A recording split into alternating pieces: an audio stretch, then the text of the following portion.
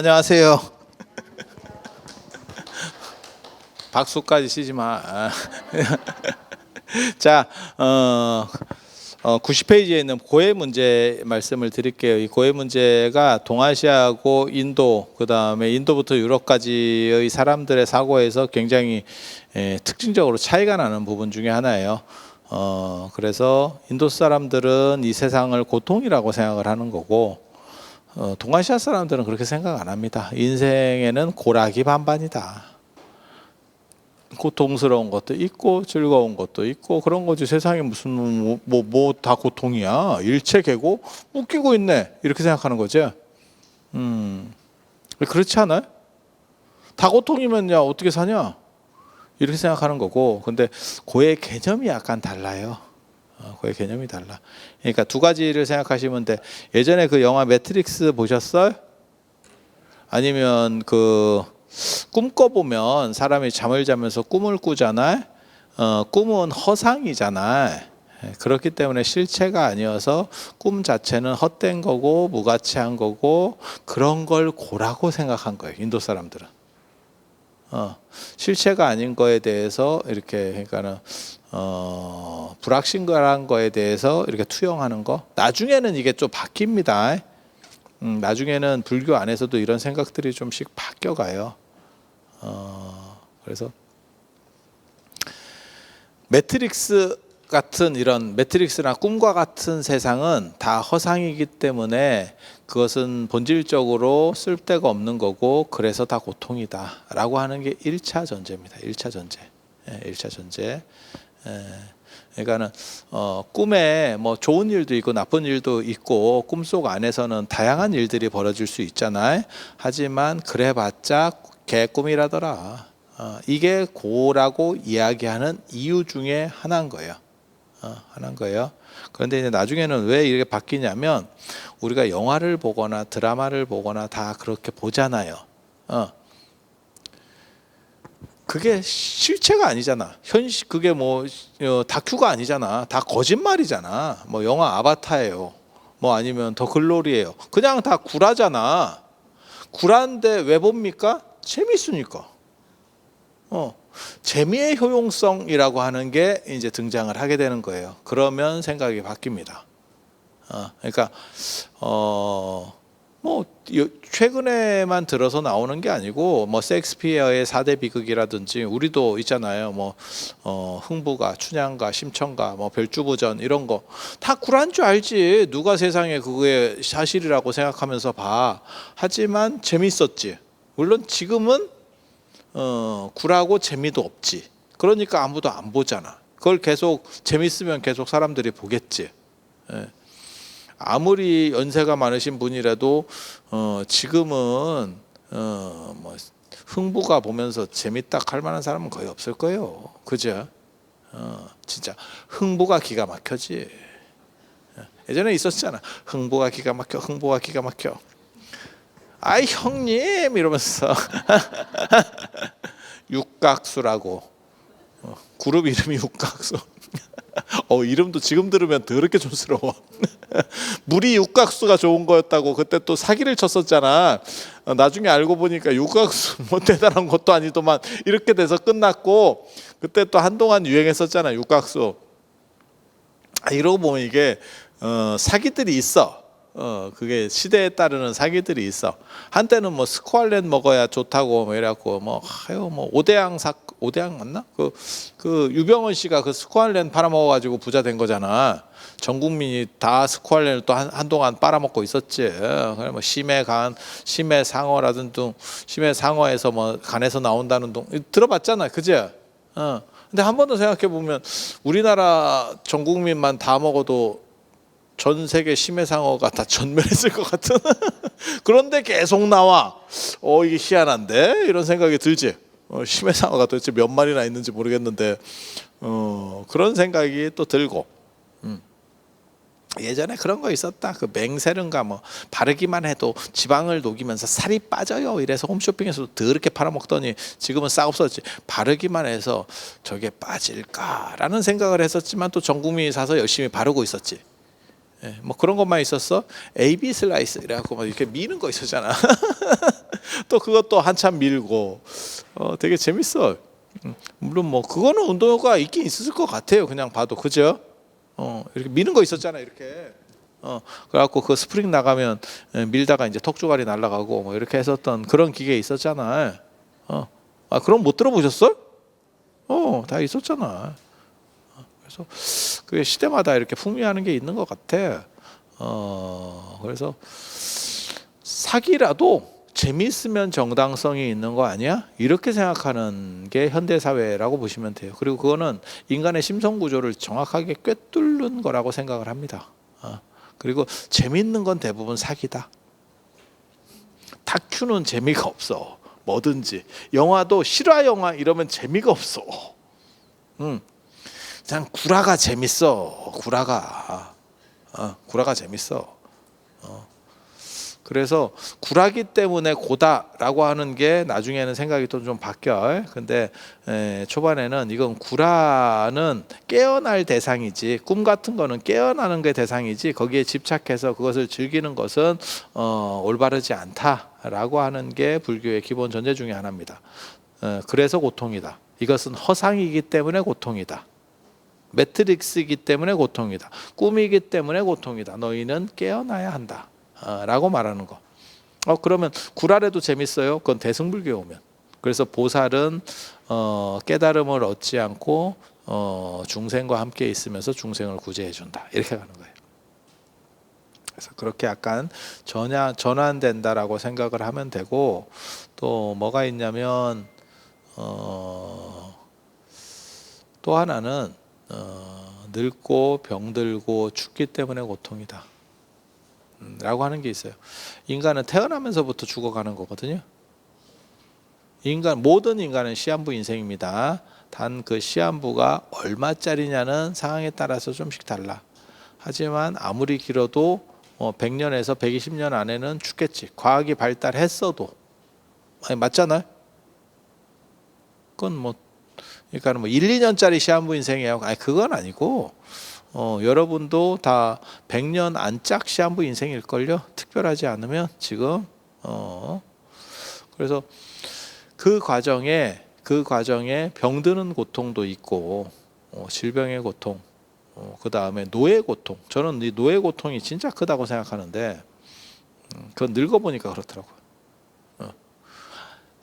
늙지 않았을 때는 병들매 고통도 별게 아니야. 왜? 이겨내면 회복되거든. 근데 노인 상황에서 병이 드니까. 코로나도 마찬가지였잖아. 우리가 그렇잖아. 그러니까 연세 드신 분들에게 치명적이었고 젊은 애들은 그런가 하고 넘어간 거잖아. 맞잖아. 예. 그러니까 연세 드신 분들 때문에 어떻게 보면 호들갑을 떤 거지. 예. 젊은 사람들만 있었으면 별 볼 일이 없는 거지. 그래서 누가 그런 얘기도 했었잖아. 우리나라가 노령화되니까 그 적자를 메꾸기 위해서 신이 코로나를 보냈는데 한국이 너무 잘 막아내는 바람에 국가 경제가 위험하게 됐다. 이때 어른들을 좀 많이 보냈으면 위에가 이제 좀 가벼워지면서 한번 경제적으로 탄력이 붙어서 위로 올라갈 수 있었을 건데 지금 머리가 무겁잖아요. 우리나라가 지금 인구 분포로 보면 역사다리꼴에서 머리가 무겁잖아. 그래서 이거를 좀 이렇게 줄여야 되는데, 그러니까 생산 인력은 적고 부양해야 될 인력들은 많이 있는 상황이잖아요. 인구 비율이. 예, 그래서 그렇게 되는 거죠. 그러니까 노가 없었으면 사실은 코로나도 별 볼 일 없는 거죠. 그리고 살아보니까 저도 이렇게 책 같은 거 볼 때 힘든 게 눈이 잘 안 보이니까. 뭔 뜻인지 아시죠? 여러분도 지금 다 공부하려고 미친 듯한 열정이 있잖아. 근데 눈이 안 보이잖아. 그 열정을 좀 젊었을 때 가져보지 그랬어. 젊었을 때 가지려니 애가 있었고, 애 이전에는 또 먹고 살기 힘들어서 저 집이라도 한 칸 마련하려고 현탄가스 먹고 있었고, 그러던 시절들이 다 있었던 거죠. 그래서 노예의 고통은 늙을수록 더 심해지는 것 같아요. 예. 그건 동의합니까? 저도 정확하게는 잘 모르겠어. 왜냐하면 저도 그렇게까지 많이 온 사람은 아니기 때문에 저도 정확하게는 모르겠는데요. 제가 뵙기로는 그런 것 같아요. 그리고 제가 지금 느끼는 것도 그런 것 같고. 그래서 제 아는 스님이 그 스님 저 뭐야 난리 났었잖아. 그때 축대에서 이렇게 뛰어내렸는데, 그랬다 허리가 나가가지고. 아니, 축대에서 뛰어내리는 거는 남자들은 그런 행동을 잘 합니다. 단 자기가 나이 들었다는 생각을 못했던 거지. 그래서 허리가 나간 거예요. 난리 났지. 그래서 몇 달 동안 누워 있었고, 나 너무나 슬프다는 생각을 했어. 늙은 것도 서러운데 늙은지도 몰랐던 거야. 여러분도 마찬가지잖아요. 그 화장실이나 이런 데서. 그래서 집에 연세 드신 분들 중에는 집에 화장실에 슬리퍼 안 놓는 집도 있잖아요. 차라리 물기를 좀 닦아내고 좀 깔끔하게 사용을 해서. 아니, 있어요 집에. 왜? 슬리퍼 신다가 잘못해서 자빠지면 이거 화장실 치명적이거든. 야, 이게 노라고 하는 게 얼마나 고통스러우면, 밥 먹은 지 얼마나 됐다고 저기서 또 이렇게 또 저걸 뭘 밑에서 빼서 챙겨 먹고 있잖아. 지금 무슨 저게 중고등학생 그 숟가락으로 이렇게 그 한 숟가락씩 먹듯이, 이게 환갑 넘어가지고 저걸 먹는다는 게 너무 슬프지 않아? 참 이게 노예의 고통이에요. 저런 거라도 먹고 살아야겠다라고 생각하는 그 노예의 고통이 노예의 고통. 그래서 노병사가 고통이라는 거예요. 노병사가 고통. 그리고 그것은 시간이 갈수록 계속 강화된다라고 하는 거죠. 맞죠? 그리고 아이러니하게도 태어나면서부터 늙으면 무조건 시작되는 거야. 마치 시계의 태압이 감긴 게 감을 때 손을 놓으면 그때부터 풀리기 시작하는 것처럼. 그러니까 어린애도 사실은 어린 게 아니고 덜 늙은 거지 늙어가는 겁니다. 그냥 개념으로만 볼 때는. 아니, 그렇지 않아? 늙어가는 거예요. 이렇게. 그리고 죽어가는 거예요. 걔네가 사실은 알고 보면. 젊으니까 참 보기 좋다라고 하는데 실제로 알고 보면 덜 늙은 거지. 덜 죽은 거고. 그래서 이게 참 슬픈 문제들인데, 그런데 죽음이라고 하는 것은 고통이 아니잖아요. 제가 그 생각은 해봤거든요. 그러니까 죽는 게 두려운 게 아니고 죽지 못하고 사는 게 고통스러운 거지. 그런 생각 안 해보셨어요? 차라리 그냥 죽으면 끝날 것 같은데 죽지도 못하고 이게 무슨. 그러니까는 빈곤 속에 늙어간다 이러면 야, 이거 보통 일 아니지. 게다가 거기다 신체적인 문제까지 생겼어. 나이가 들어가지고 이제 몸을 잘 못 움직이는 거야. 어디 한 군데를. 야, 미치지, 미쳐. 그래서 그런 생각을 해보면 이 고통이라고 하는 게 참 그래. 그런데 왜 죽음을 고통이라고 하느냐? 죽음이 늙고 병드는 거의 끝판왕입니다. 죽어버리면 경기 끝입니다. 더 이상 늙지 않고 죽지 않아. 그래서 제가 뭐라고 얘기하냐면 병을 연맥이는 방법. 그러니까 암이야. 내가 암에 걸렸어. 그러면 암을 연맥이는 방법 죽으면 돼. 죽으면 암세포가 불 속에서 같이 죽습니다. 내가 죽으면 너는 살 것 같냐? 그래서 제가 암을 치료하는 방법, 명상하면서 암을 치료하는 방법이라고 말할 때 뭐라고 얘기하냐면, 암을 생각하면서 내 암의 환부를 생각하면서 내가 죽으면 너도 죽는다라고 하는 거를 반복적으로 생각을 해서 설득해 나가라. 그러면 암의 세포 증식이 느려진다. 이건 되게 굉장히 재밌는 얘기예요. 실제로 그렇게 됩니다. 그러니까 사라지느냐가 아니고 느려져. 그래서 암이 원래 또라이거든요. 암이 또라이거든요. 또라이 세포거든요. 왜냐하면 모든 기생하는 놈들은 숙주를 죽이지 않아요. 절대. 그러니까 버섯은 나무를 죽이지 않는다는 거예요. 왜? 나무를 죽이는 순간 너무 빨아가지고 나무를 죽였어. 내가 쪽쪽쪽 빠는데 그 옆에 빌붙어서 빨고 있는 거잖아. 이렇게 빨대 갈아 꽂고 버섯이 그런 거 하는 거잖아. 나무에 빠는데 너무 심하게 빨아서 나무가 죽었어. 그럼 어떤 일이 벌어지냐? 지가 죽거든. 그러니까 상도덕상 안 죽을 만큼 빤다는 거거든. 죽을 만큼 빠는 종도 있었을 거예요. 걔네는 다 단종된 거야. 이해가 되죠?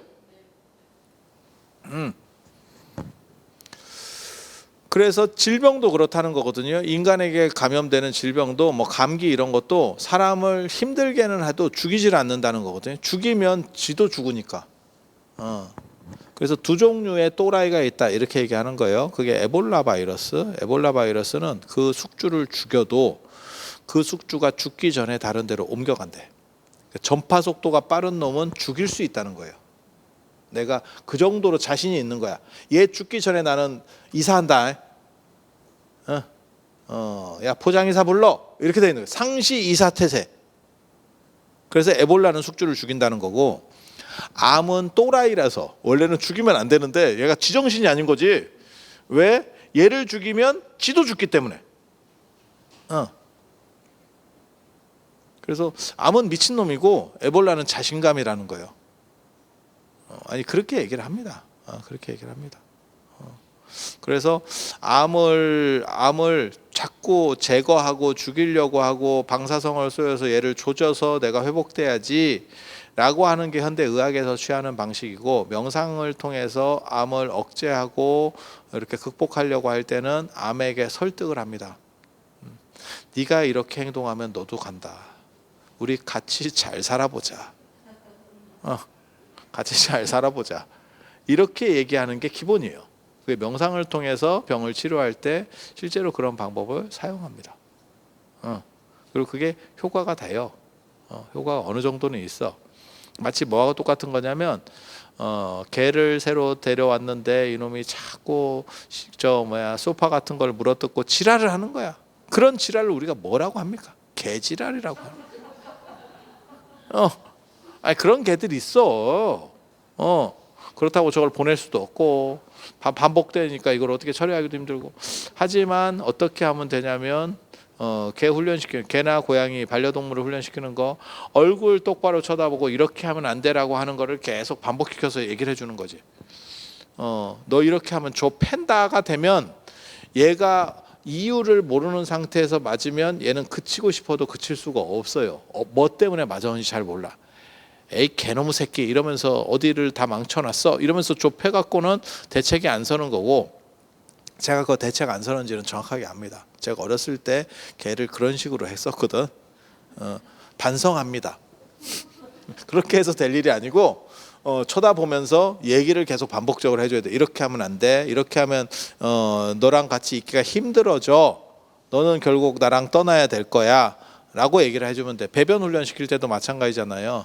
그래서 기껏 때려봐야 뭐 콧잔등이나 때리고 이런 식으로 그냥 겁만 주는 거지. 아니라고 하는 거를 분명하게 거주는 거고, 그걸 음식이라든지 그러니까 간식이라든지 가벼운 체벌 정도를 통해서 이거를 호불호를 얘한테 전달해 주는 정도만 하는 거지. 그래서 못 알아듣는, 걔가 뭘 알아듣겠어? 라고 할지 모르지만 반복하면 그게 수정됩니다.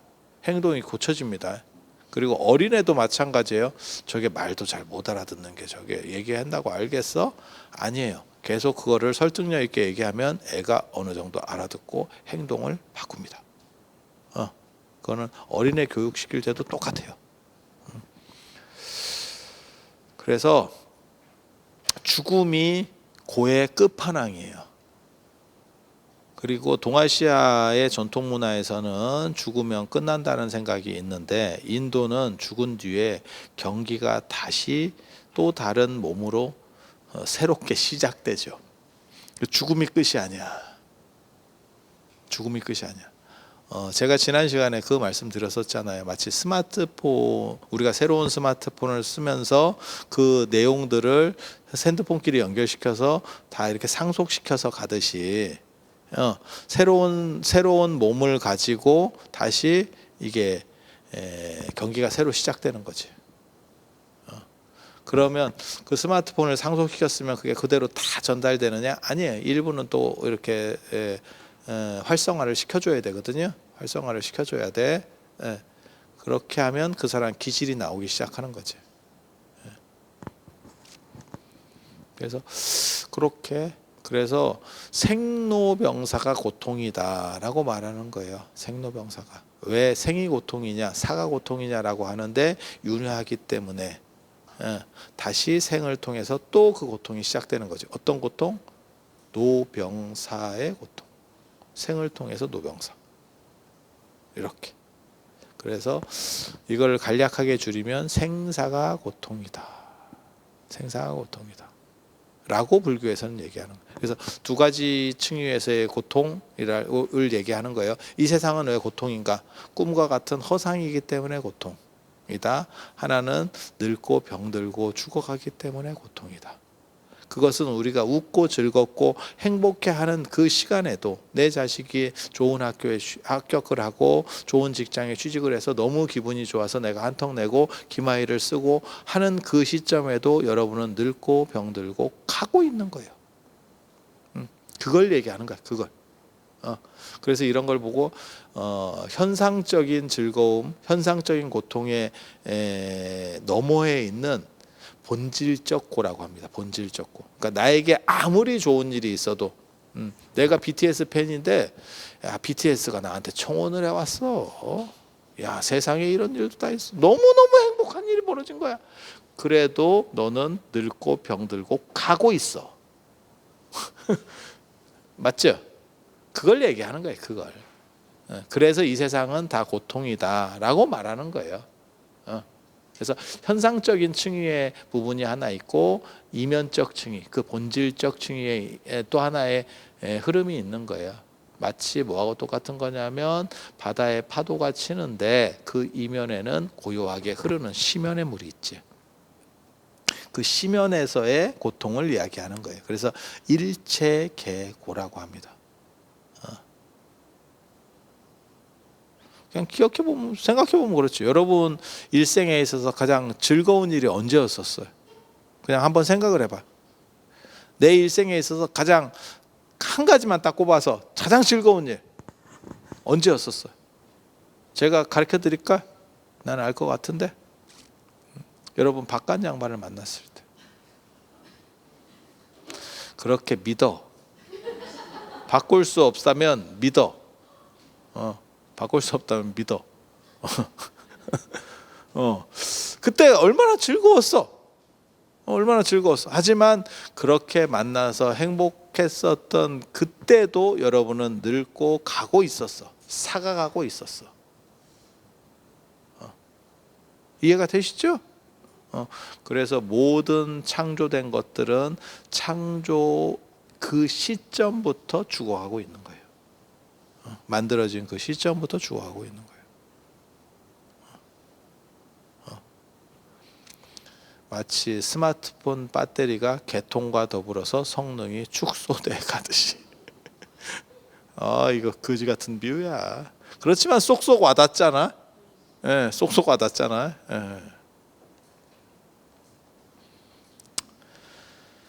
그래서 그게 고통이다라고 얘기를 하는 거고, 그러면 그런 거는 다 숙명적인 거잖아요. 늙고 병들고 죽는 거 우리가 어떻게 할 수 있어요? 할 수 없어요. 그런데 불교는 그것을 넘어서는, 진리를 너희가 증득하면 그것을 넘어서는 자유가 있어라고 말하는 거예요. 그래서 부처님께서 깨달음을 얻고 나서 불사의 문은, 죽지 않는 문은 열렸다. 귀 있는 자는 들어라 라고 얘기를 하는 겁니다. 불사라고 하는 건 뭐냐면 모든 고통의 끝판왕이 죽음이라 그랬잖아요. 그러니까 죽지 않는다라고 말하는 건 뭐냐면 고통이 없는 문이 열렸다. 내가 그것을 발견했다. 너네가 따라온다면 너희도 그렇게 될 것이다.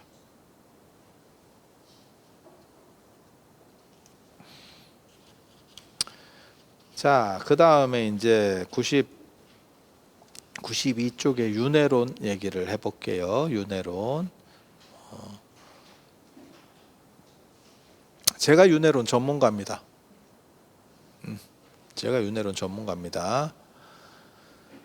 자, 제가 얼마 전에 갤럭시 핸드폰을 샀어요.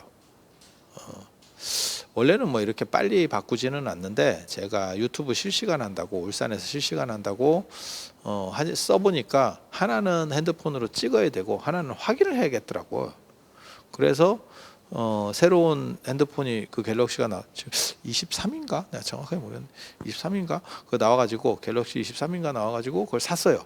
그래서 저는 핸드폰이 두 개거든요. 하나는 공폰, 하나는 그냥 유튜브나 이런 거 저걸로 확인만 하면 되니까 와이파이로다 확인만 하면 되니까 하나는 이거 진짜 핸드폰 폰 기능이 있는 거, 하나는 그냥 태블릿 같은 거지 일종의. 그렇게 두 개가 됐어. 두 개가 됐어. 전에도 제가 갤럭시 22인가를 샀었어요 작년에. 재밌지 않아? 갤럭시는 갤럭시로 윤회하는구나. 나는 애플로 윤회하고 싶은 생각을 오래전부터 하고 있었어. 하지만 애플이 두려워. 왜? 애플은 사용하는 방식이 약간 다르거든. 갤럭시랑 약간 다른. 그러니까 그래서 그런 얘기 있잖아. 영감들은 다 대부분 갤럭시를 쓰거든요. 이유는 뭐냐? 익숙해서요. 그래서 애플이 갤럭시보다 성능이 좋습니다. 성능이 좋아. 그건 벌써 격차가 상당히 좀 벌어지고 있어요 지금 현재. 그래서 애플이 다 비슷한 가격인 거고 그러면 애플로 갈아탈까? 그 다음에 지금 현재 사람들로 봤을 때는 주류가 진짜 애들이나 이런 애는 더 좀 이렇게 좀 애플이 더 훨씬 강한 것 같은데 이런 생각. 나도 갈아타야 되나? 라는 생각을 했어.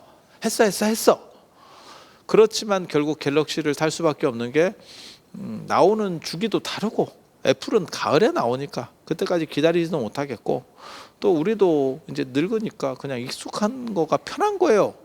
익숙함이 편할 수는 있지만 익숙함이 정당한 건 아닙니다. 그렇게 해서 또 갤럭시를 산 거야. 그래서 비슷하게 윤회하는구나 라는 걸 알 수 있지. 갤럭시는 갤럭시로 윤회한다. 애플은 애플로 윤회한다. 이거 굉장히 중요한 거예요. 그래서 사람들이 생각할 때는 사람이 윤회해서 동물도 되고 동물이 윤회해서 사람도 되고 거의 이루어지지 않습니다. 비슷해야 이루어져. 한국 사람은 죽으면 대부분 한국에서 윤회합니다. 왜? 기질 자체가 여기에 지금 한 생을 여기에 맞춰 살았잖아. 그러니까 이게 편한 거지. 이게 편한 거지. 마치 우리가 외국 나가면 한식을 그리워하듯이. 외국 가면 그런 거 있잖아요. 뭐 중국이나 이런데 뭐 이렇게 성지순례 같은데 가면 한식이 나오잖아요. 한 이틀 만에 한식이 나오잖아요. 그럼 사람들이 에이씨 뭐 한식 같지도 않은 걸 이거 비싸게 이런 것만 뭐하러 준대. 가짜 한식인데도 현지식보다 비쌉니다. 참고로 말씀드리면 제가 이런 성지순례 이런 거는 많이 해봐서 알아.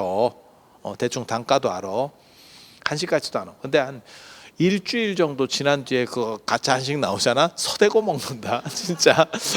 이게 무슨 근데 먹어보면 이게 김치인가 뭔가 약간 화두가 잡히는 김치야.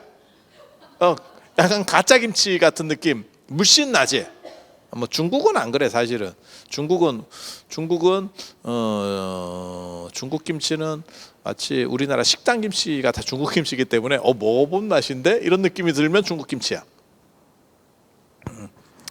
그래서 그래서 사람은 유유상종이에요. 자기가 땡기는 사람과 땡기는 기질, 그러니까는 주변을 한번 보세요. 여러분 주변에 재벌이 있습니까? 연예인 있습니까? 왜 없는지 아세요? 여러분이 연예인이 아니어서, 여러분이 재벌이 아니어서요. 굉장히 놀라운 것 중에 하나가 전에 송광사 템플스테이에 프랜카드를 걸었는데 거기에 뭐라고 걸었냐면 스님 있어요. 스님이 있어요. 뭐 이렇게 해서 걸었거든요. 그러니까 일반적으로 절에는 불교 신도만 절에 다니는 게 아니에요. 관광객들도 많이 오잖아. 그리고 템플스테이에 오는 사람들은 대부분 불교인이 아닙니다. 불교인은 돈 내고 절에서 잘 생각을 안 합니다. 그냥 뭉개려고 생각을 합니다. 그래서 무종교인과 타종교인이 많습니다. 템플스테이에 10만 원 내세요 이러면 안 잡니다. 그게 현실이에요. 그게 현실이에요. 그래서 절에 다니는 분들도 스님 보기가 굉장히 어렵습니다. 그냥 그거는 뒷꼭지만 보지, 절에서 뒷꼭지만 봐. 기도할 때 1대1로 제대로 만나보신 분 있어요? 별로 없을걸 생각보다. 그래서 타종교인이나 무종교인은 더 그렇겠지.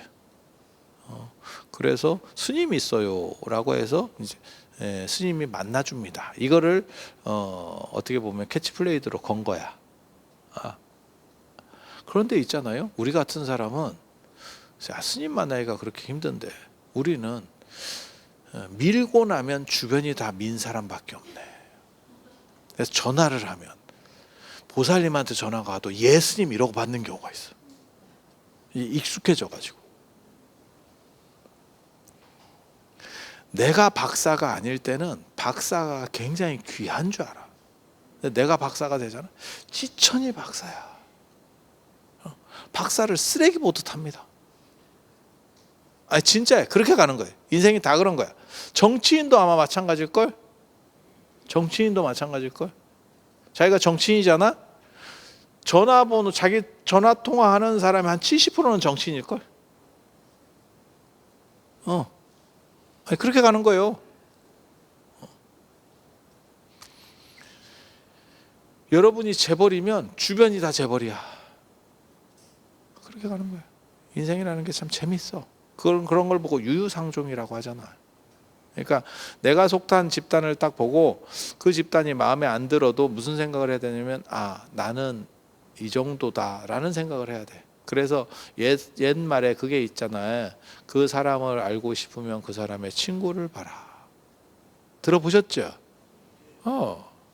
그렇게. 그러면 그 사람이 예를 들어서 도시를 옮겨서 뭐 유학을 해서 어디 시골에 살던 사람이 서울로 대학을 왔어. 뭐 이렇게 했어. 그러면 그 사람의 삶의 이 터전이 바뀌었지 완전히. 하지만 나중에 친구 만들어 놓은 거 보면 다 비슷한 놈들이야 또. 그래서 내가 그런 얘기 하는데 남편 잘못 만나서 팔자가 안 좋다라고 얘기하지 말고 바꿔봐야 내나 비슷한 사람 옵니다. 내가 이런 얘기 해주거든. 특별히 안 바뀌어. 막 극적으로 바뀔 것 같지? 그런 거 생각보다 별로 없습니다. 인생이 그렇게 안 바뀌어. 왜? 비슷한, 내가 업에 의해서 누적이 돼서 비슷한 것들을 하고 있기 때문에. 그래서 마치 갤럭시 쓰던 사람은 또다시 갤럭시를 쓸 확률이 높아지고, 애플을 쓰던 사람, 아이폰을 쓰던 사람은 아이폰을 쓸 확률이 높아지고, 이렇게 가는 거예요. 그렇게 선택이 되는 거고, 그로부터 이탈하기 쉽지 않아요. 그게 윤회예요. 그게 윤회. 그리고 사진 찍어 보면 자기가 찍은 사진만 봐도 한결같은 이 색깔이 있어. 잘라서 찍는 사람 있고 삐뚤게 찍는 사람, 어떻게 사진 하나를 제대로 반드시 찍어 놓은 게 없냐 이런 것도 있어. 우리도 답사 같은 데 가면 나중에 이제 뭐 보살님들이 찍어서 보내주시는 거 있거든. 섞여 있어도 내가 누구 건지 대충 안다. 그리고 사진만 봐도 그게 연세 있는 분인지 젊은 사람인지도 알아. 그런 거 못 느끼세요? 제일 이제 답답한 것 중에 하나가 그거잖아. 그러니까 연세 드신 분들은 약속을 잡으면, 제가 그런 얘기 하는데, 약속을 잡으면 주소를 얘기하고, 그 다음에 좀 젊은 사람은 지도가 온다니까. 그리고 제일 좋은 거는 이제 URL 이런 거 하지.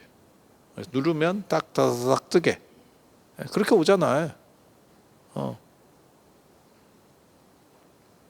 그래서 그런 차이들이 있는 거죠. 그래서 자기가 익혀놓은 습관들, 습업 이런 게 있기 때문에 그로부터 쉽게 못 벗어나요. 그래서 여러분들이 만약에 지금 살찐 체형이잖아요. 다음 생에도 살찐 체형일 확률이 굉장히 큽니다. 지금 빼야 다음 생에도 빠진다. 세상에 그럴까요? 그렇지. 왜냐하면 여러분이 다이어트를 성공해도 살이 찌신 분들은 그 생활 습관에 의해서 그렇게 된 거거든. 그렇기 때문에 같은 행태를 반복하기가 쉬워요. 제가 뭔 얘기하냐면 제가 그런 얘기하거든. 나는 지옥에 가도 뚫고 올라올 자신이 있다. 나 이런 얘기하거든. 왜냐하면 제가 밑바닥으로 떨어져도 우리 같은 사람 올라올 자신이 있어. 나 진짜 맨바닥에 헤딩해서도 내가 한 1, 2년 안에 올라올 자신이 있어. 다 무너져도.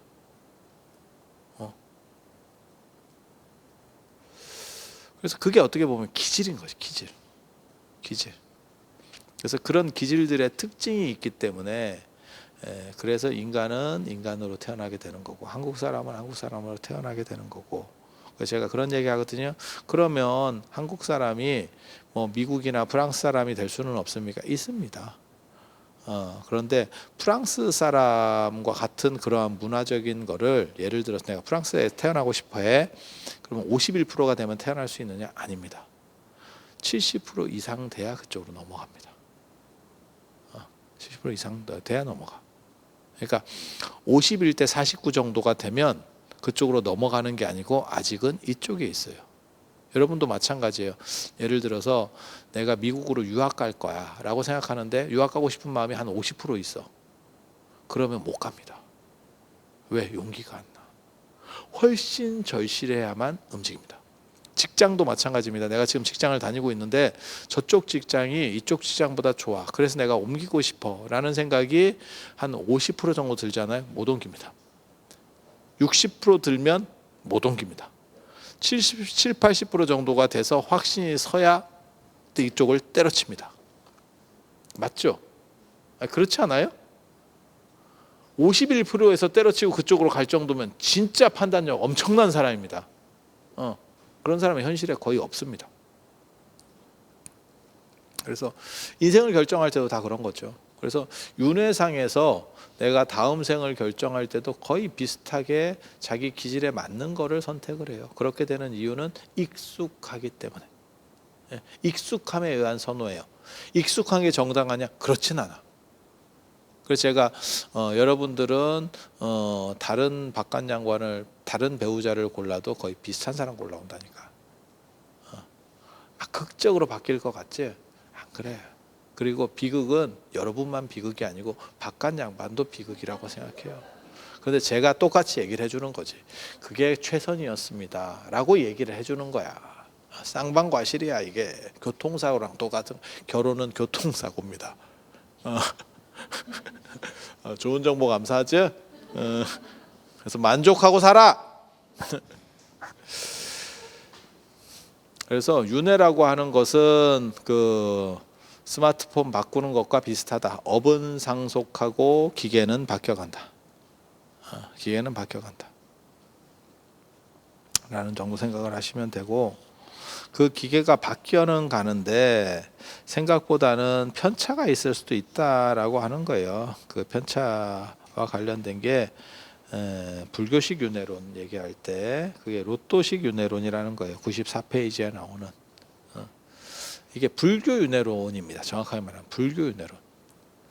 힌두교나 바라문교의 윤회론은 비슷하게를 더 훨씬 강조해. 그런데 비슷하게만 돼버리면 어떤 일이 벌어지냐면 변화가 적지.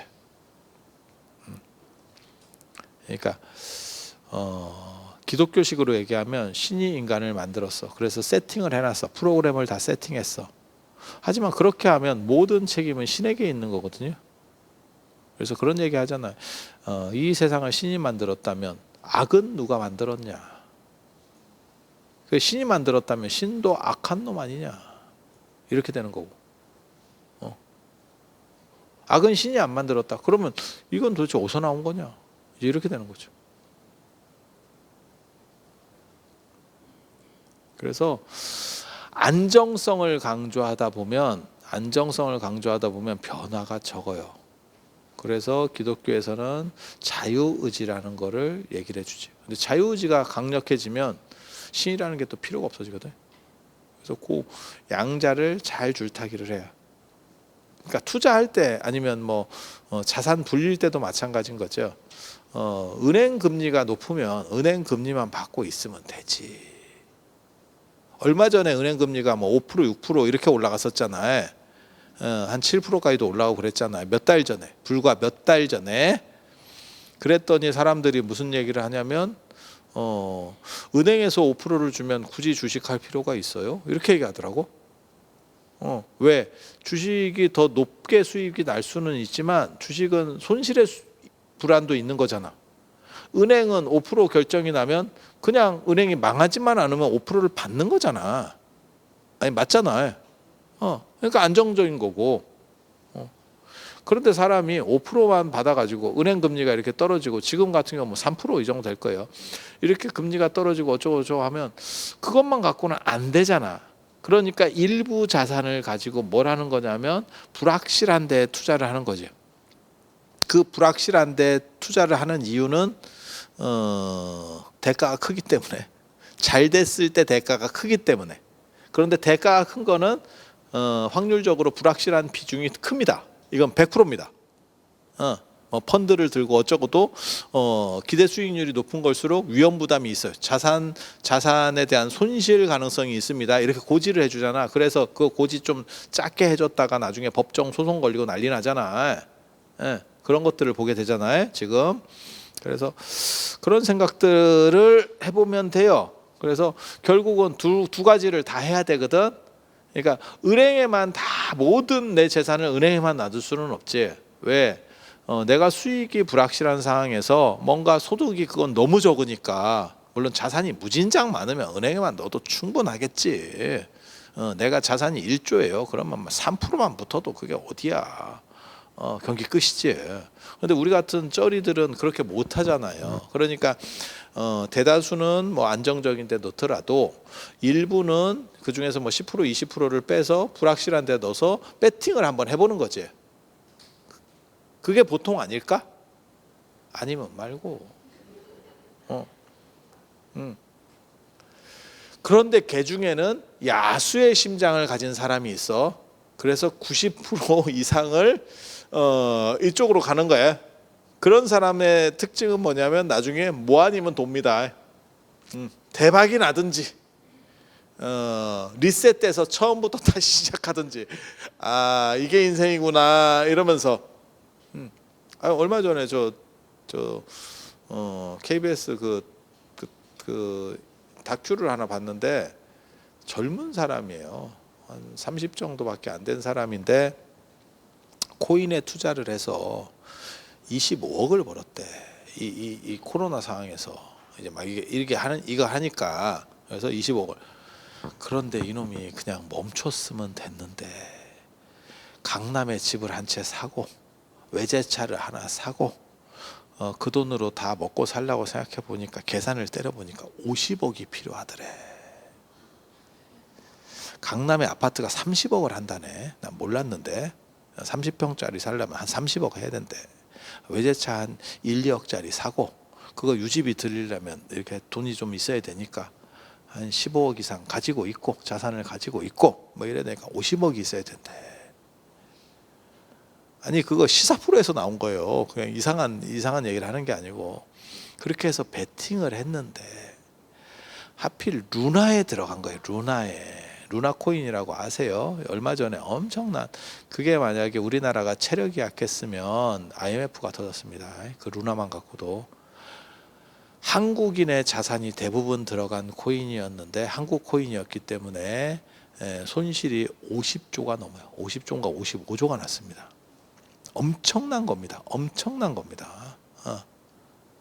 한국 그 사건이 계속 연일 뉴스에 계속 톱으로 났었었고 여러분들은 그런 걸 안 하시니까 안 보였던 거예요. 저는 그냥 경제에 관심이 있으니까 그런 것도 보고 있었던 거고. 그런데 예전에 제가 알기로는 우리가 IMF 맞을 때도 그 정도 손실 아니었어도 IMF가 터진 거예요. 그러니까 야 우리나라가 50조짜리가 터져도 50조짜리가 99% 손실입니다. 그러니까 그냥 휴지야 휴지. 그런데도 불구하고 큰 일이 없는 거 보니까 야 우리나라가 진짜 경제적으로는 대단한갑다. 많이 컸는갑다. 이 생각 하나 했었고.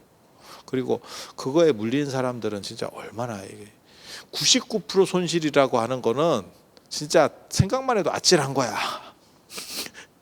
그냥 빵이야, 빵. 한마디로 얘기해서 야, 내가 1,000만 원 넣었는데 빵이야. 한 100원 준대, 100원. 이게 뭐 장난하는 것도 아니고 국밥 사 먹어 1,000만 원 넣었는데 국밥이 한 그릇 나와. 이게 뭔가 싶은 거지. 아니 그게 현실이었었어요. 근데 걔가 그쪽을 놓고 지 돈만 넣은 게 아니고 또 이런 거 하는 분들은 특징이 또 이렇게 빌려 가지고 하잖아요. 그래서 25억이 있는데 다 날리고 빚이 5억이 남았대. 빚이 5억이 남았대. 아니 있는 일이에요. 뭐 보기 쉬운 일은 아니지만 있는 일이에요. 야, 젊은 나이에 25억을 버는 것도 대단한 일이고. 아니 그렇지 않아요? 월급으로 벌어서 25억을 어떻게 벌겠어? 그건 뭐 평생 벌어도 월급으로는 우리나라에서 25억 번다는 게 거의 불가능할 걸요. 뭐 집 같은 걸 사놨는데 운 좋게 집이 올랐어요. 이러면 모르지만 그냥 월급만 모아가지고 25억을 만들었어요. 야, 그건 진짜 대단한 거지. 참고로 말씀드리면 우리나라에 은행에 10억을 예치하고 있으면 그냥 현찰로 10억이 은행에 꽂혀 있으면 우리나라 1%입니다. 상위 1%에 속하는 겁니다. 부동산 이런 거 말고 현찰 10억이 그냥 꽂혀 있으면 아무리 뭐 잘 사는 사람이 많다 해도 그게 쉽지가 않은 돈이거든. 25억을 만든 것도 대단한데 5억 빚인데 이제는 갚을 날이 막막한 거지. 자본이 있는 상황에서 빚이 있는 거는 할 수 있지만 자본은 아무것도 없고 빚만 5억이에요. 죽지 사람, 죽지. 그냥 생각해봐도. 그게 이제 다큐로 이 사람의 이제 좀 인생 뭐 이래갖고 그걸 다루는 거야.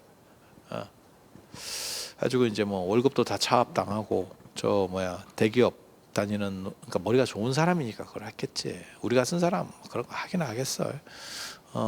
그렇게 해서 나오는 건데 걔가 하는 말이 딱 그거예요. 맨 마지막에 하는 말이 몇 개월 전으로만 돌아갈 수 있었으면. 그러니까 25억을 내가 가지고 있을 때로만 돌아갈. 근데 한 번 더 생각하면 그거거든. 왜 저 사람은 25억에서 그치지 못했는가?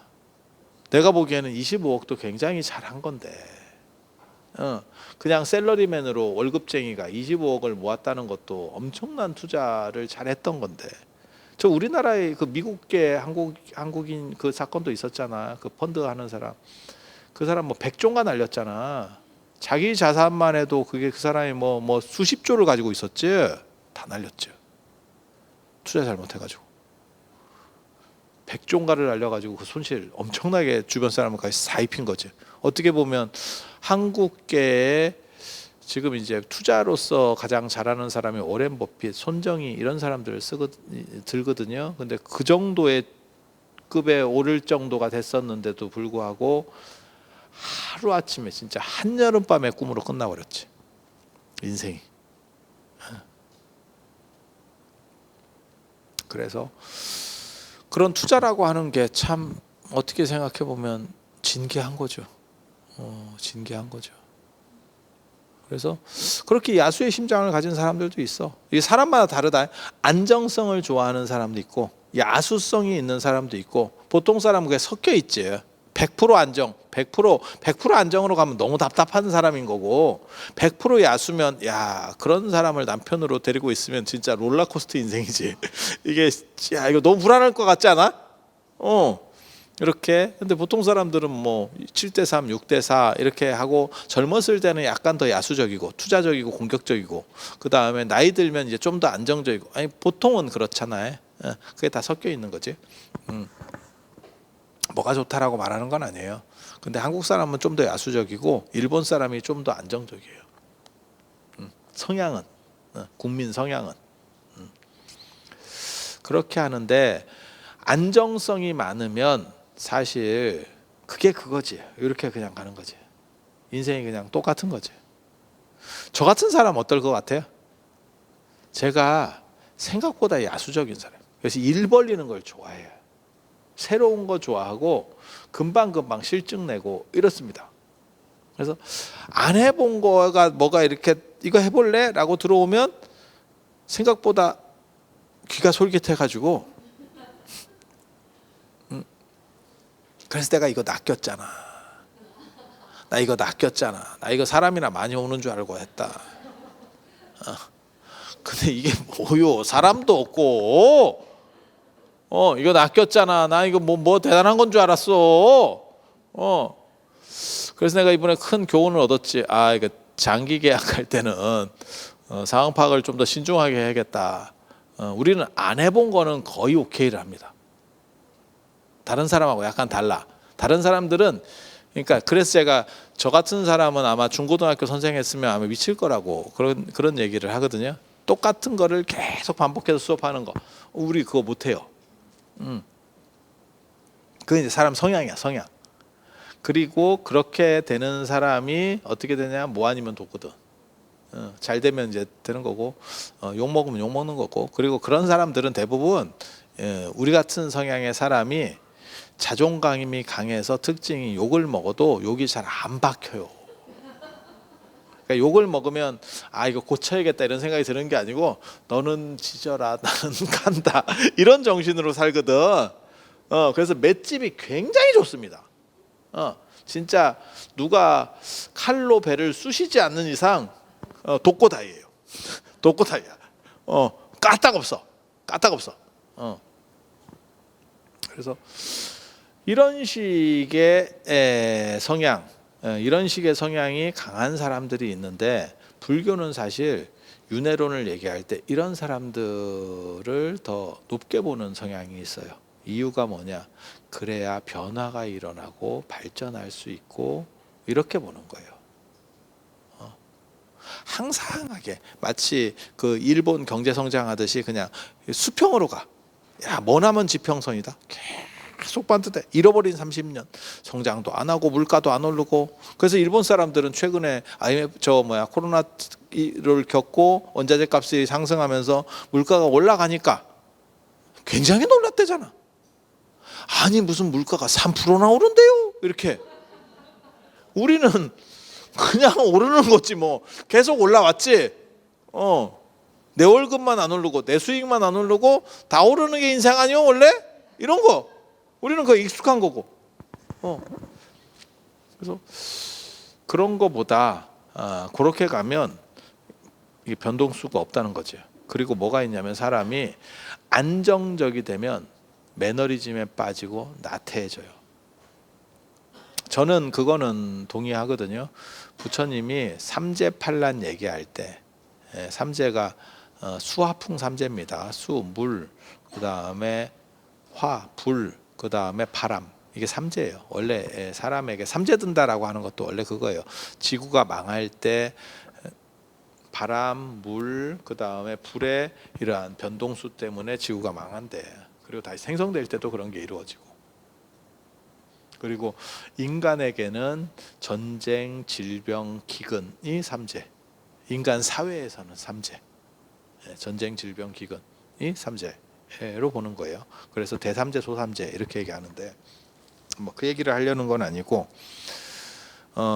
삼재가 있고 판란이 있어. 판란, 안 좋은 것들,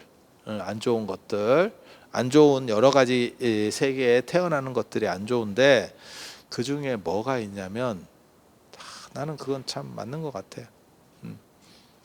장수천과 판란 중에 장수천과 북구로주가 있어요. 북구로주는 사람이 요절하지 않고 천세를 산다라고 하는 어떻게 보면 이상세계입니다. 요절하지 않고 천년을 살아. 젊은 모습으로. 그리고 북유럽보다 훨씬 좋은 조건의 사회복지 시스템이 갖춰져 있는 데가 북구로주야. 그런데 부처님은 거기가 나쁘다라고 얘기해요. 나쁘다 이렇게 얘기해요. 장수천은 신들의 세계 중에서 뎁다 오래 산다 그래서 장수천이에요. 그리고 굉장히 좋은 세계예요. 신들의 세계이기 때문에 굉장히 좋은 세계예요. 그런데 부처님은 거기가 나쁘다라고 얘기해요. 판란 중에 삼도판란 만나지 않고라고 할 때 삼재판란, 삼도판란, 삼재판란이 아니고 삼도판란이구나. 삼도는 지옥, 악귀, 축생. 그래서 판란 중에 그 장수천과 북구로주가 드는데 왜 거기를 넣냐면 거기는 너무 좋고 변화가 없기 때문에 사람들이 다 퍼져 있대. 발전하려거나 노력하지 않고 다 그냥 그런저런 하면서 살고 있대.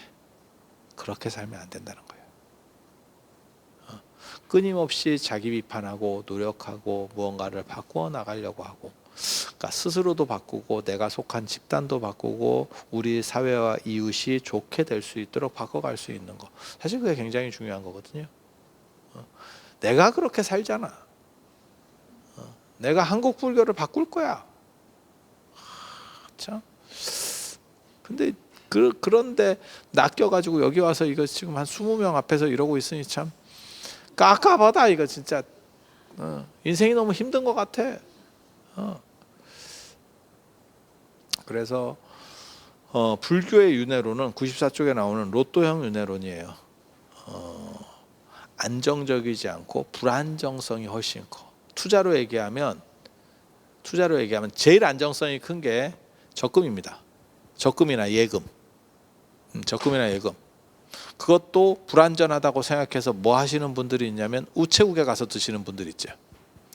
설마 나라가 망하겠냐. 우체국이나 새마을금고 가서 든다. 이거 국가 거잖아. 그죠? 새마을 안 맞잖아. 그러니까 우체국 예금하고 새마을금고는 안 망하잖아. 신한은행이나 국민은행이나 이런 데는 재수 없으면 망할 수도 있는 거지. 우리 예전에 은행 망하는 걸 IMF 때 한번 봤잖아. 은행이 망하겠어? 라고 했더니 예 이랬잖아. 그래서 이게 은행도 망하는구나 이런 생각을 했고, 그 뒤로도 여러 번 봤죠. 뭐 리만 브라더스 사태 파산, 이번에 스위스 은행 뭐 파산, 뭐 이런 것들을 계속 봤잖아. 은행도 망하는구나 이런 생각을 했고, 그렇지만 이제 그게 안정적인 거는 맞지 어느 정도 이상. 그러니까 정 불안하면 우체국이나 새마을금고에다가 넣고, 그렇지 않으면 큰 은행을 선호하는 게 그런 거죠. 설마 뭐 우리은행이나 신한은행이나 국민은행이 망하겠어?라고 하는 거고, 조금 더 이자를 더 주는 데는 좀 위험한 데지. 뭐 신협, 뭐 이런 애들, 농협도 안 망하겠네, 그죠? 농협도 국가 거잖아.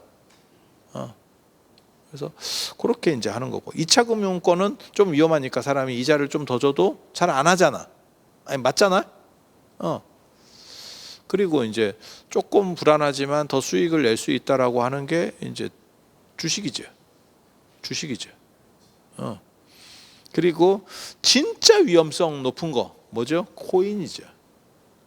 야, 이게 뭔가 싶은. 근데 부처님의 윤회로는, 불교의 윤회로는 94쪽에 나오는 건 약간 코인과입니다. 그래야 노력한대.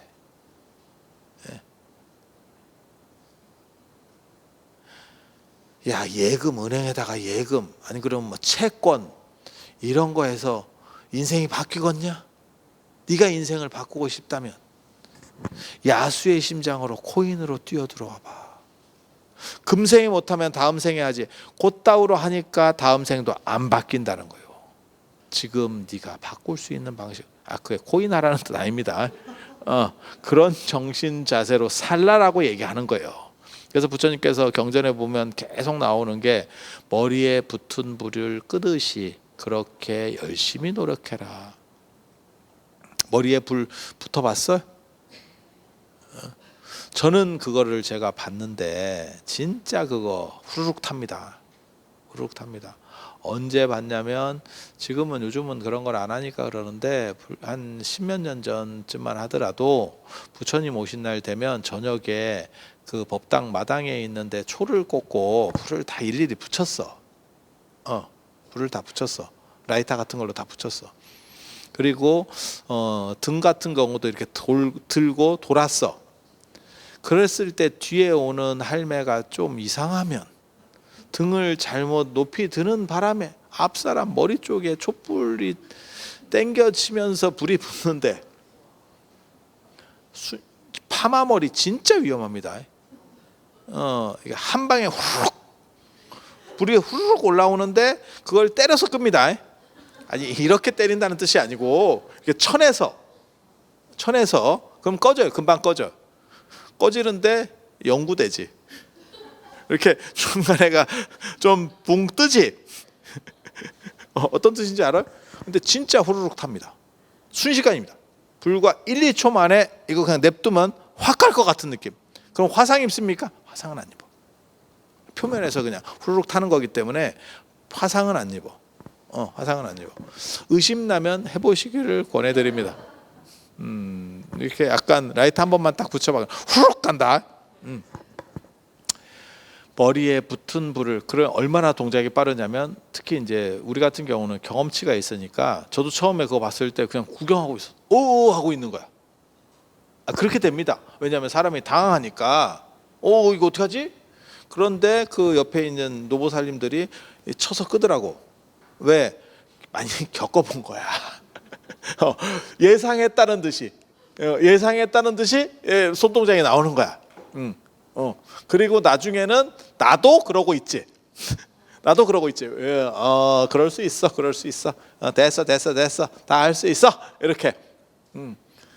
그리고 그 이제 좀 연세 드신 분들 같은 경우는 머리가 그렇게 타도 크게 데미지를 안 받으니까 그냥 에이 이러면서 그냥 끝나는데 젊은 사람 같으면 막 호들갑을 또 떱니다. 젊은 사람이란 20대나 30대가 아니고요. 그런 분은 절에 없고요.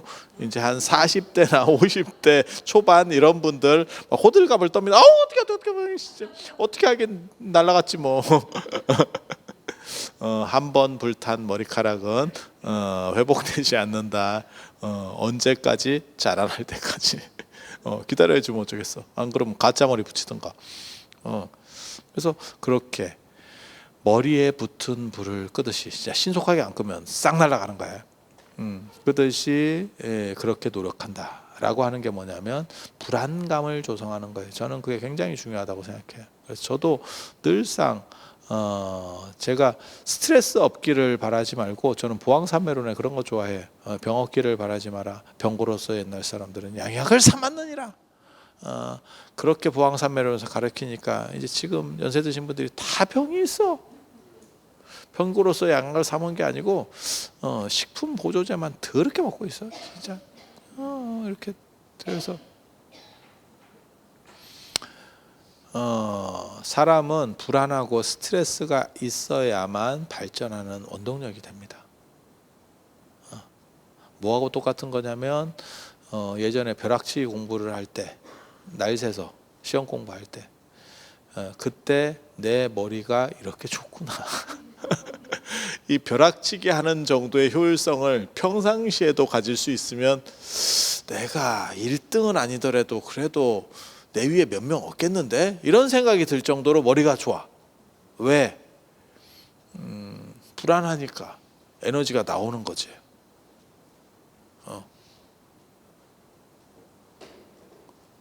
세상이 다 그런 거예요. 세상이 다 그런 거예요. 그리고 만약에 안정적이 되면 그런 힘은 사라집니다.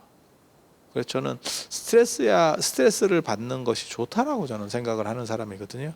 스트레스에 빠져서 이상한 병에 걸려서 죽어라 이런 의미가 아니고 적절한 스트레스가 그 사람을 발전시킨다. 그건 부처님도 똑같은 얘기를 하시는 거예요. 그게 롯데용 윤회론이나 아까 장수천이나 안 그러면 북구로주에 태어나면 안 된다라고 말하는 것도 그거예요. 매너리즘에 빠지면 그 다음에는 발전도 없고 죽음뿐이다. 그리고 자신을 발전시키는 것은 내가 안에서 일어나는 자기로부터의 혁명에서 시작된다. 그리고 그것은 내가 바꾸려고 하는 투철한 노력과 자각에서 시작되는 거예요. 그건 맞는 것 같아. 그건 맞는 것 같아. 그래서 이런 정도 윤회론에 대한 기본적인 얘기하고 99쪽에 나이를 따지지 않는 능력제라고 하는 거를 제가 얘기를 해드릴게요. 인도에서 불교는 어떻게 당대에 성공했는가? 부처님이 당대에 성공할 수밖에 없었던 요인 분석. 제가 그런 얘기 해드리는데 사대성인이라고 하는 사람이 있지만 세상에 사대성인이라고 하는 사람이 있지만 소크라테스는 독배 마시고 죽었고 예수는 대롱대롱 매달려서 죽었고 야 이게 뭔가 싶지. 한 사람은 시신이나 보존했고 한 사람은 시신도 제대로 보존 못해서 옆구리에 또 찔려가지고 그 롱기루스의 창인가 뭐 이런 거 있어. 그 죽었나 살았나 싶어서 옆구리를 또 한번 찔러봤대잖아. 뭐 부활했다 하는데 뭐 부활했는지 그건 지 얘기고. 그렇게 해서 아무튼 끝났고 공자 제자는 72명이고 중리 세가 열전에 나옵니다. 저기 사마천의 사기에 보면 부처님은 한 10,000명 정도, 제자가 아무리 안 쳐도 한 10,000명 정도 되는데, 야 이게 뭔가 싶죠. 당대에 이렇게 성공하고 당대에 실패한 사람들의 차이는 무엇인가? 왜 부처님은 성공할 수 있고 예수나 소크라테스는 실패하는 건가? 라는 걸 생각을 해봐야 돼요. 똑같다고 생각하시면 안 돼요. 큰 차이가 있는 거예요. 그게 현실을 어떻게 받아들였느냐의 차이예요. 그러니까 현실주의자냐 이상주의자냐의 차이입니다. 여러분은 어때요? 제가 어렸을 때는 피카소를 좋아했거든요. 그림 그리는 사람 중에서 피카소, 인상파 다 아시잖아요, 그죠? 피카소 모르는 사람이 있어. 나중에 제가 미술도 공부를 하다 보니까 뭐가 있냐면 피카소는 바람 같은 인생을 산 사람이야. 그러니까 돈도 많았고, 여기서 바람이란 진짜 바람이다. 진짜 바람. 여자도 겁나 많아. 그러니까 재밌게 산 사람이야. 당대에 성공해서 그림도 되게 비싸게 팔아먹었고, 인기도 많았고, 그래서 조영남 같이 저렇게 껄떡거리면서 사는 게 아니고 진짜 여자들이 막 줄줄 따랐고 굉장히 괜찮지. 어때? 별로라? 여러분 입장을 바꿔놓고 생각해봐. 그게 괜찮지 않아? 인기도 있고 돈도 벌고 인정도 받고 괜찮지. 연애도 맘대로 하고.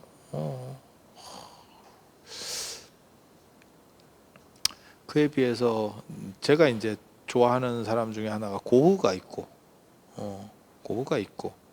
그래서 그 다음에 제가 좋아했었던 사람은 고흐고, 고흐는 300점의 그림을 팔았지만 평생 한 점의 그림을 팔았고, 아니 300점의 그림을 그렸는데 한 점을 팔았고 안 팔렸다는 얘기예요. 정확하게 말하면 덕분에 개털이었고.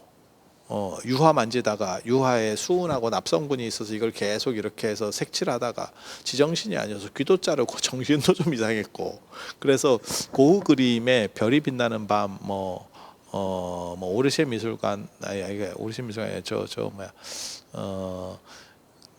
그런 그림들을 보다 보면 이게 막 구불구불 하거든요, 선들이. 그런 게 이 사람이 정신이 이렇게 좀 이상해서 그 사람 눈으로는 그렇게 보였을 수도 있다는 주장도 있어. 그러니까 일부러 미술적으로 그렇게 그린 게 아니고 얘가 오락가락하다 보니까 눈으로 진짜 그렇게 보이는 거야. 그것도 가능한 얘기예요. 수은이나 납을 많이 만지면 이게 피부로 흡수가 되거든. 그러면 사람이 좀 미쳐가거든. 예. 그래서 슬픈 사람이지. 슬픈 사람. 지금은 고흐 그림이 아마 피카소 그림보다도 더 먹어줄 겁니다. 근데 굉장히 슬프게 산 사람이고.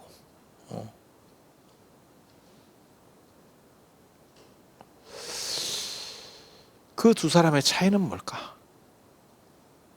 한번 생각해 봐야 되고. 여러분은 두 사람 중에 어떤 사람이 더 괜찮은 것 같아요? 내가 인생을 산다라면 어떤 식으로 살고 싶어? 그치? 근데 피카소는 너무 약간 비윤리적이고 또 재미가 없어요, 사람이. 내가 보기에는. 그래서 저 같은 경우 이제 생각들이 좀 많은데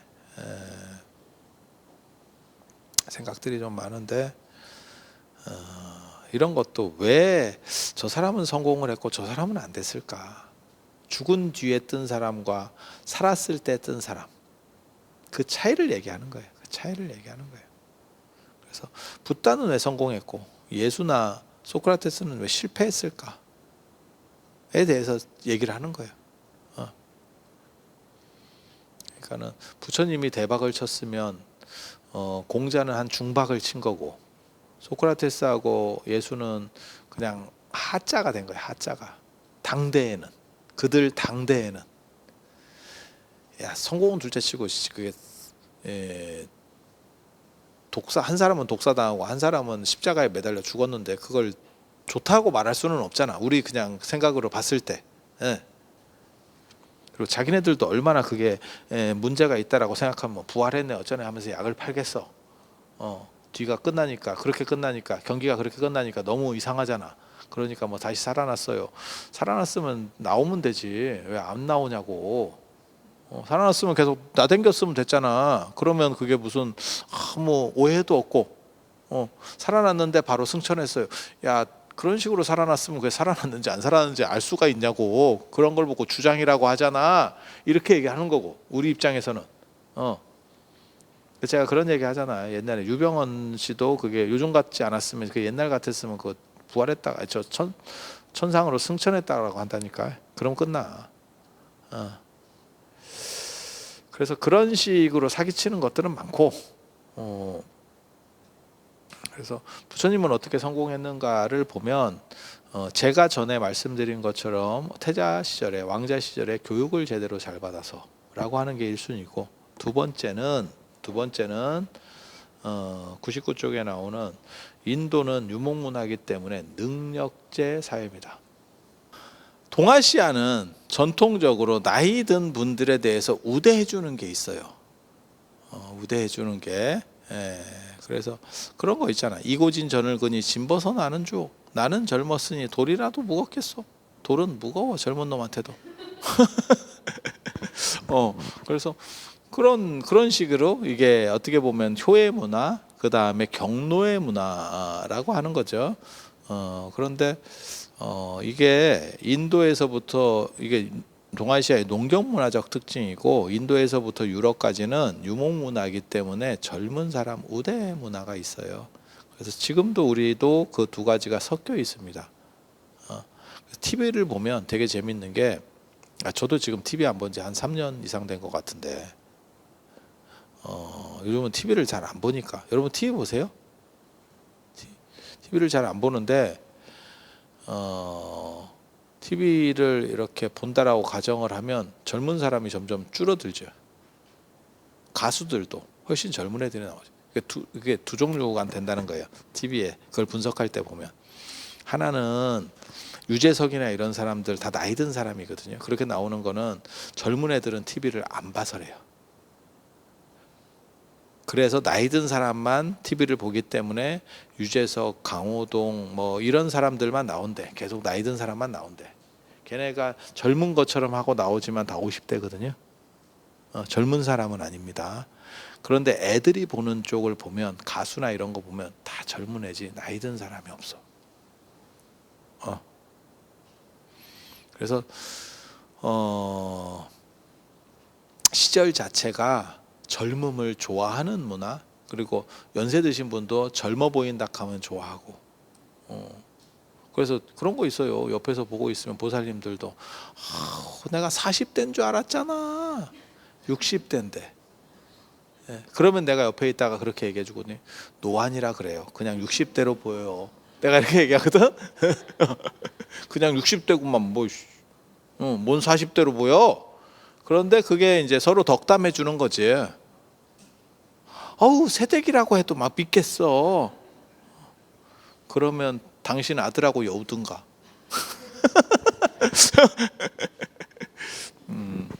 그래서 젊음을 선호하는 문화가 인도에서부터 유럽, 그 다음에 미국에 걸쳐 있는 문화예요. 젊음을 높이는 문화. 그리고 동아시아는 연세 드신 분들을 좀 예우해 주는 문화가 있었는데, 그것도 지금 바뀌었죠. 그래서 지금은 연세 드신 분들을 약간 그렇게 긍정적으로 보지 않죠. 저희 어렸을 때는 어른이 얘기하면 무조건 좀 들으려고 하고 따르려고 하고, 좀 부당한 거라도 막 어른이니까 이러면서 이해를 하는 그런 게 있었고, 지금은 이제 훨씬 그런 부분들이 줄어들었죠. 그런 생각 안 하세요? 그렇게 되는 거예요. 그래서 인도는 젊은 것도 능력제이기 때문에 젊음도 받아들이는 거예요. 그래서 부처님이, 제가 그래서 그런 얘기하는데, 공자의 제자들 중에서 나이가 제일 많은 사람은 공자보다 8살 적은 사람이고, 인도에서 부처님 제자 중에서 나이 많은 사람은 부처님이 에, 35살에 깨달음을 얻고 36살쯤에 120살 된 사람을 교화했다, 이런 게 나오거든요. 그러니까 한 70세 이상 위로도 제자가 되는 거예요. 근데 동아시아는 나이 많은 제자라는 개념은 거의 없습니다. 전통 사회에서는. 그래서 선생님이라고 하는 것도 먼저 태어난 사람이라는 뜻이거든요. 그러니까 나이 어린 선생은 있기가 굉장히 어려운 거예요. 근데 요즘 세상은 조금씩 달라지지. 왜? 대학원이나 이런 데 보면 젊은 선생님도 있고 젊은 교수도 있고 나이 든 학생도 있거든. 예, 근데 조선시대만 하더라도 선생님보다 나이 많은 제자가 있다? 거의 불가능한 겁니다. 불가능합니다. 그래서 인도는 능력제고 나이를 따지지 않는 능력제고 동아시아에는 거의 연공서열제예요. 그래서 제가 그런 얘기 하거든요. 인도에서 선생이라고 하는 것은, 부처님 당시 선생이라고 하는 것은 학원 선생과 같다. 학원 선생은 능력으로 봅니다. 그거 뭐 그 사람의 학벌 뭐 이런 거 다 종합해서 능력이에요, 능력. 그리고 바로 배신합니다. 능력 없으면 바로 배신합니다. 내가 학원을 3개월을 끊었어도 가보니까 거지 같아. 선생이 말하는 게 거지 같아. 그리고 별 도움이 안 될 것 같아. 그러면 학원비 달라고 얘기해 봤다가 안 줘요. 이러면 어쩔 수 없이 다시 끊고 갑니다. 유명한 선생은 다시 갑니다. 맞잖아요. 그게 학원이잖아요. 그래서 그런 게 인도식의 선생 문화예요. 선생 문화. 그리고 동아시아의 선생 문화는 여러분 아시다시피 군사부 일체, 스승의 그림자도 밟지 않는다. 무조건 선생은 받들어 준다.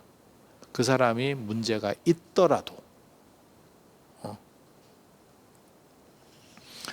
그래서 동아시아에서는, 아니 인도에서는 나이를 따지지 않기 때문에 능력만 있으면 선생이 될 수 있었고, 그래서 부처님 제자들 중에서 나이 많은 사람들도 많이 있을 수 있고, 나이 많은 사람들에게 부처님이 얘기를 해서 금방금방 먹힐 수 있는 거고, 우리는 뭐라고 얘기하냐면 나이 어린 사람이 뭐라고 옳은 얘기를 해도 저게 대가리에 피도 안 마른 게, 이렇게 얘기를 해요. 그렇게 해서 무시하지. 그래서 제가 현대사회는 나이 어린 선지식이 많은 세상이다라는 얘기를 하거든요. 여러분이 뭐 핸드폰 하나를 쓰더라도 젊은 사람한테 물어봐야지, 더 나이 든 사람한테 물어봐서 대책이 안 섭니다. 막말로 얘기해서 기능 하나를 쓰려고 그래도 송금이 잘 안 되더라도 애들한테 물어봐야 되고, 뭐 유튜브 같은 거 하나 뭘 찾아서 영상 보려고 해도 애들한테 물어봐야 되고, 이게 연세 드신 분한테 물어보면 그런 걸 봐서 뭐 하겠어.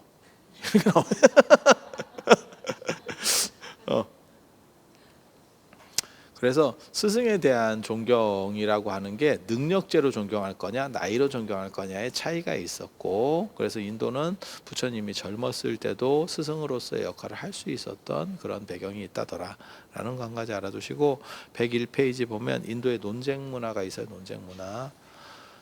스승들끼리 논쟁을 합니다. 논쟁을 해서 논쟁에서 이기면 이게 일종의 도장 깨기라고 생각하시면 돼요. 지면 그쪽 세력을 다 흡수해 버리는 거예요. 지면. 그러니까 내가 대성학원에 있고 저쪽에 한샘학원이야. 그런데 선생끼리 따닥 해가지고 지면 대성학원이 이겼어. 그럼 한샘학원을 인수하는 거예요. 흡수. 그래서 진 선생에게는 3가지 선택권이 있어요. 이긴 선생의 제자로 들어가거나, 완전히 은퇴해서 어디 안 보이는데 숨어 살거나, 안 그러면 자살하거나. 내가 그걸 승복할 수 없어, 나는 도저히 자존심상 이거는 안 돼 라고 하면 자살입니다. 자살. 부처님은 한 번도 안 졌어요, 논쟁에서. 그러니까 부딪힐 때마다 덩치가 커지는 거예요. 한 사람 한 사람 교화에서는 한계가 있는데, 이렇게 떼거리로다가 그냥 그 동네에 가서 리더를 하나씩 잡으러 다니는 거예요. 그러면 어떻게 돼요? 다 들어오는 거예요. 다 들어오는 거예요. 그렇게 하면서 세력이 눈덩이처럼 쉽게 커졌다더라. 쉽게 커졌다더라. 실제로 부처님한테 져서 뭐 피를 토하고 죽었다는 둥 뭐 이런 얘기들이 나옵니다. 이런 얘기 나옵니다. 그리고 그거는 나중에 인도 전통에서는 뒤에까지도 한참 내려가요. 그래서 현장 스님이 인도에 가서 논쟁을 벌였을 때도 그때 상대 논사가 뭐라 그랬냐면 지는 사람은 자살하는 걸로 합시다 라는 조건을 걸어. 빅매치입니다. 빅매치. 이렇게 무술하는 사람들이 그런 거 걸 때도 있는데 죽어도 서로 원망하지 않기로 뭐 이러면서 탁 하고 뭐 이러는데 실제로 그런 식의 논쟁들도 있어요. 그리고 인도 사람들은 이렇게 선생들끼리 논쟁하는 거를 되게 재밌어해요. 그래서 우리 판소리 구경하듯이 저녁에 논쟁을 하거든요. 해질 무렵에. 낮에는 더우니까. 그러면 거기 앉아서 그 싸움 구경합니다. 그래서 응원하고 누가 이겨라 저라 뭐 이러면서 싸움 구경하고 그 다음에 자빠져서 보고 기니까 이게 왜 볼 것도 별로 없고 이러는 시절에 그래서 부처님이 그런 데서 뭐 엄청나게 이겼죠. 그런 장군들 있지 우리도 우리도 김유신 장군 거의 뭐 불패 장군이라고 하는 그리고 몽고 잘 나갈 때 제가 그런 얘기 하는데 전 세계 장군들 잘 싸우는 장군들을 순서대로 매기면 이제 사람마다 관점이 조금씩 다를 수는 있는데 저는 1등을 누구를 꼽냐면 수부타이라는 사람을 꼽습니다. 수부타이. 거의 뭐 전쟁의 신급이야. 몽고 그러니까 징기스칸 밑에서 어떻게 보면 행동대장 했던 사람입니다. 여러분은 어떻게 생각하시는지 모르겠는데 징기스칸 혼자서 그거를 다 영토를 개척했다 안 됩니다. 그거 혼자서는 할 수가 없습니다. 몽고 영토를 생각해봐. 그게 혼자서 다 뛰어가지고 그거 어떻게 되겠냐고. 야, 한 바퀴 돌고 오면 저 몇 개월 걸려. 그거 어떻게 혼자서 하겠어. 거기에 충실하고 능력 있는 장군들이 있었다는 얘기잖아요. 그 중에서 이 수부타이라는 사람이 아주 뭐 이거는 인간인가 싶을 정도로 대단한 사람입니다. 그냥 부딪히기만 하면 상대가 끝납니다. 그것도 소수로. 야, 이게 가능한가? 경기 끝내고 옵니다. 관우나 이런 사람들은 만들어진 인물이고 이 사람은 실존 인물이에요. 실존 인물. 그러니까 관우도 물론 실존 인물인데 우리가 알고 있는 여러분이 알고 있는 그 관우 캐릭터는 사실은 소설 속에 나오는 지어낸 얘기예요. 그게 실제로 그 사람이 그렇게 살았던 게 아니고 삼국시대에는 민병대 전투기 때문에 장군은 뒤에서 지휘하는 거지 앞에서 1대1로 일기토를 안 붙어요. 그런 것도 없어. 그래서 뭐 화웅을 죽일 때 그 제가 어렸을 때 봤었던 그 멋있었던 관우의 모습, 저 뭐야 조조 밑에 이렇게 저 제표가 있을 때 화웅이 탁 저쪽에서 저 원소 쪽에서 딱 나왔는데 조조 장군들이 나가자마자 탁 치고 그러니까 관우가 제가 나가겠습니다 이러니까 탁배기를 한 잔 딱 주면서 이렇게 조조가 이거 한 잔 마시고 가라고. 그럼 배도 든든하고 술이 알딸딸하니까 힘도 나고 우리가 농사 지을 때 약간 그렇게 하듯이 딱 주니까 됐습니다 이러면서 내가 갔다 와서 마시겠습니다 이러고 나서 후삭 갖고 한 방에 끝내버리고 돌아와서 그 탁배기를 딱 받으면서 아직 술이 식지 않았군. 이거 얼마나 멋있어. 나 그런 거 굉장히 내가 멋있고 굉장히 대단해요 이렇게 생각했는데 나중에 역사 공부를 해보니까 다 구라예요 이렇게. 그런 거 없었어. 그냥 다 지어낸 거야. 그냥 소설 삼국지에 나오는 거야. 소설에서는 뭔들 못 되냐 막말로 얘기해서 아이언맨이 지구도 구하는 우주도 구하는데 그런 거지. 그런 거랑 똑같은 거지. 그런데 이 수부타이는 진짜 있는 사람. 그리고 몽골을 위해서 누군가 커버 쳐주지 않거든. 그게 왕조가 오래가고 번성해야 이렇게 커버를 쳐주는데, 그러니까 이성계나 이런 사람들은 사기성도 좀 많이 있는 거예요. 그러니까 최영에 대한 전쟁 기록과 이성계에 대한 전쟁 기록을 대등하게 보면 안 돼. 최영은 미화되지 않은 기록이고 실제로 그랬을 확률이 굉장히 높은 사람이고, 이성계는 약간 구라가 많이, 왜냐하면 조선에서의 판단이거든. 고려사라고 하는 게 조선의 판단이 뭔 뜻인지 아시겠죠? 태조를 조질 수는 없잖아. 그러니까 최대한 이만큼 있으면 그걸 막 MSG를 넣어가지고 이렇게 만드는 게 이성계고, 최영은 이성계한테 진 사람이잖아. 그러니까 굳이 띄울 필요가 없는 거지. 이해가 되시죠? 수부타이도 커버 쳐줄 만한 사람이 없어요. 그 후속 세력이 없단 말이에요. 그런데도 이 사람은 진짜 뭐 이게 인간인가 싶을 정도로 세상에 제가 잘 싸우는 그 장군들을 많이 알거든. 우리 역사 같은 거 이렇게 하는 사람들은. 그렇지 않겠어요? 응. 최강. 한 번을 안 진다. 그리고 몽고군이 패배해서 오더라도 수부타이만 보내면 그냥 다 정리해. 어떻게 하는지도 모르겠어. 그냥 가면 경기 끝입니다. 더럽게 잔인했을 거예요 아마. 더럽게 잔인했을 거야. 진짜 저승사자 같이 아마 나왔을 걸. 그래서 노스트라다무스에도 나오잖아. 몽고가 온다. 그게 세상이 끝날 때 종말에 몽고에 뒤지게 당한 그게 나중에 유럽 동유럽까지 싹 쓸고 갔는데 안타까운 일이지. 그때 조금만 상황이 한 2, 3년만 더 있었으면 프랑스까지 끝났다. 프랑스까지 끝났다. 영국 살아남았습니다. 영국하고 아마 북유럽 좀 살아남았을 거야. 북유럽은 가기 싫어서 안 가는 거야. 가기 싫어서 안 가는 거지. 뭐 거기 가치가 없어서. 그리고 영국은 못 가. 우리도 봤었잖아. 강화도로 도망가 있는데도 얘네들이 배가 안 돼. 의외로 배가 안 돼. 일본 실패하잖아. 그러니까 이게 이 정도에 실패한다는 얘기는 영국도 살아남았겠구나. 그때 한번 조지는 건데 진짜.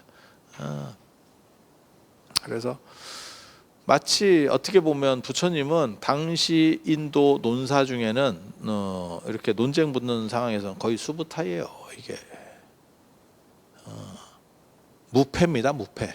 그래서 불교가 당대에 쫙. 그래서 제가 그런 얘기 하거든요.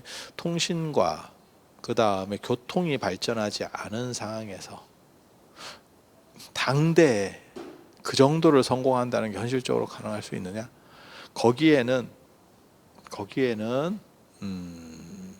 특수성이 반영될 수밖에 없다. 그들 문화의 특수성이 반영될 수밖에 없다. 우리도 그런 거 있잖아요. 정주영 회장님이나 이병철 회장님이 그렇게 할 수 있었던 거는 우리나라가 다 거지 같은 상황이 돼서 다시 재건된다. 재건은 뭔 재건이야. 원래부터 뭐 별건 없었으니까. 다시 시작되는 상황에서의 특수성이 있었던 거지. 오늘날 정주영 회장님 같이 뭐 초등학교밖에 안 나왔어요. 그런 분이 재벌이 될 수 있는 확률이 현대 사회에 존재하냐? 저는 없다라고 생각하거든요. 다 특수성이 있는 거죠. 그분들이 움직이실 수 있었던 그분들을 폄하해서 하는 얘기가 아니에요. 그 시대적 상황과 어울렸다라고 하는 얘기를 하는 거예요.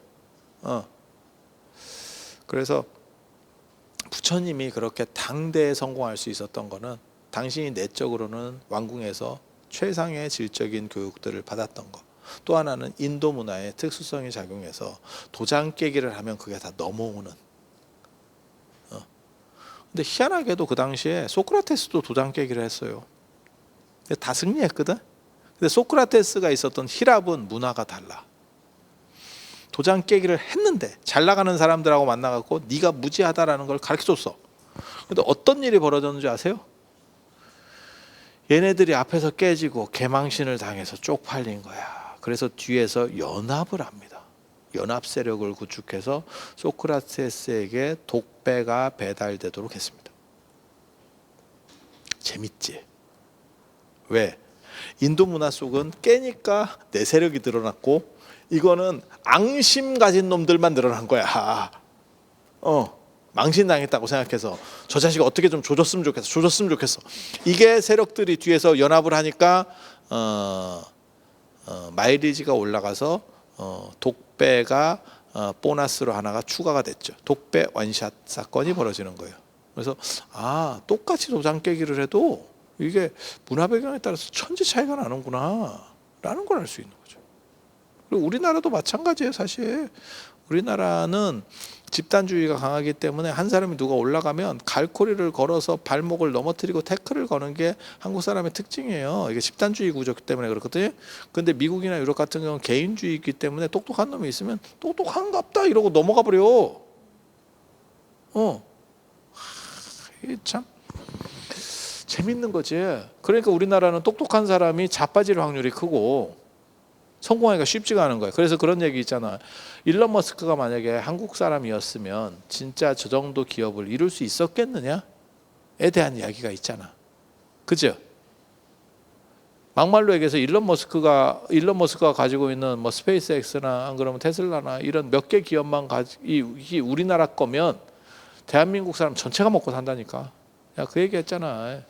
일론 머스크가 가지고 있는 기업 가치가 삼성의 몇 배인데 삼성이 지금 한 서너 개가 늘어난다고 생각하면 대한민국 전체가 먹고 살아요. 그런데 또 한 가지 드는 의문은 우리 한국 사회는 일론 머스크 같은 사람을 키워낼 수 있느냐에 대한 생각이 있는 거죠. 그게 문화 배경에 따라서 그 사람의 역량들이 좀 다르게 나타날 수 있다. 그 얘기를 하는 거예요. 그래서 부처님은 어떻게 당대에 성공할 수 있었느냐? 인도의 특수성적인 부분이 존재했기 때문에. 그래서 103페이지 보면 불패의 신화라는 얘기를 하는 거예요.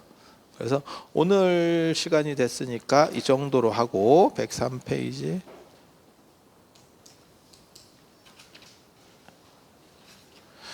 다음 시간에 104페이지부터 나갈 수 있도록 그렇게 하겠습니다. 자, 오늘 여러 가지 이야기를 장시간 동안 해드렸는데 들어주셔서 감사하고요. 다음 시간에 또 건강한 모습으로 잘 뵐 수 있도록 이렇게 했으면 좋겠습니다. 자, 감사합니다.